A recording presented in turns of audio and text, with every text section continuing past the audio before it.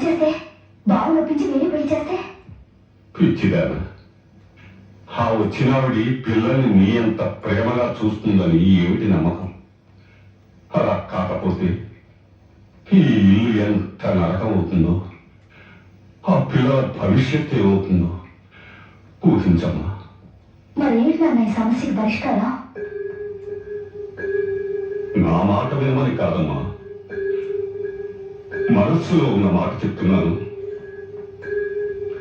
తల్లి లేని లోటు తీర్చావు, ఆ చోటు కూడా భర్తీ చేస్తే. నాన్న నీకు ఈ ఆలోచన ఎలా కలిగింది? ఇది న్యాయం అంటారా?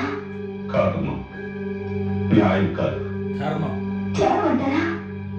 అది కాదమ్మా. మరి ఇంకేమిటి? బాధ్యత అనుకుని ఆలోచించమంటున్నానమ్మా.